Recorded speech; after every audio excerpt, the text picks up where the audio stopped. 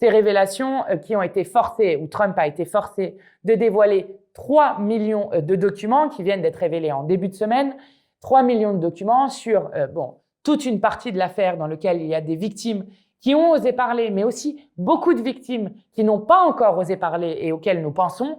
Et donc avec une affaire de pédocriminalité qui est absolument sordide, une affaire de traite d'êtres humains dans laquelle paraissent de grands noms sur lesquels il n'est pas question qu'il y ait une impunité pour la suite.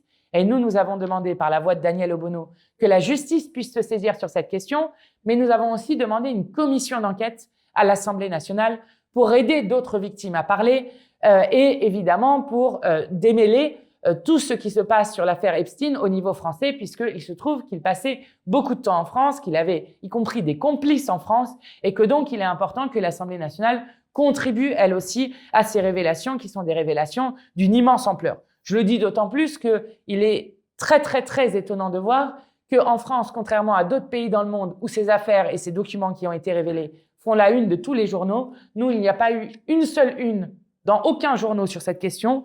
Il n'y a eu que Le Monde le 2 février, dont le titre de l'article était « Le poison de l'affaire Epstein se répand ». Non, le poison, ce ne sont pas les révélations. Le poison, ce sont les réseaux qui sont révélés, les réseaux qui ont fait des trafics d'êtres humains, qui ont fait de la pédocriminalité à une échelle absolument incroyable. Et donc, la question qui est posée, c'est celle de l'impunité. Je le dis d'autant plus que la rapporteure spéciale de l'ONU sur la question des crimes faits aux enfants et aux femmes dit le traitement de l'affaire Epstein qui sera fait à la fois judiciaire et politique sera un traitement qui sera déterminant pour l'avenir et ça créera un précédent. Donc nous sommes fiers d'avoir déposé une commission d'enquête, une demande de commission d'enquête et nous exigeons maintenant que l'Assemblée nationale s'en saisisse. Mais dans l'affaire Epstein, il y a un autre volet qui est cette fois-ci un volet politique. Et ce volet pose la question d'ingérence étrangère. C'est ce dont on parle notamment avec les financements du Rassemblement national.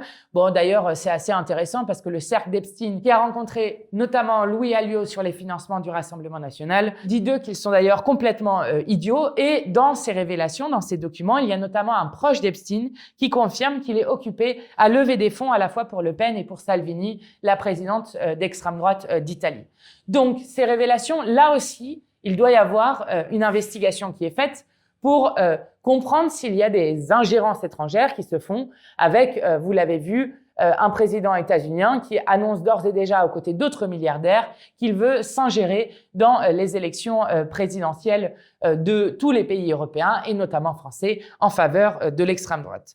Donc, il est absolument scandaleux qu'un silence aussi grand s'installe autour de l'affaire Epstein. Et moi, je veux redire au nom de la France insoumise notre soutien total aux victimes qui ont d'ores et déjà parlé et surtout à celles qui n'ont pas encore osé parler, en espérant que la commission d'enquête que nous ayons demandée voie le jour et qu'elle permette à d'autres de pouvoir parler, comme la commission d'enquête que nous avons menée sur Betaram a permis à beaucoup de collectifs de victimes de se constituer, à beaucoup de personnes de pouvoir parler. Et d'ailleurs, nous avons obtenu une victoire majeure puisque Betaram va fermer. Et vous avez vu que sur la question des violences faites sur les enfants, l'UNICEF dit que 160 000 enfants sont victimes chaque année de violences sexuelles dans notre pays, ce qui est absolument énorme, et que l'extrême droite n'est pas très à l'aise sur cette question. Bon, sur Betaram, il n'avait absolument rien dit. Sur l'affaire Epstein, on ne les entend pas, évidemment.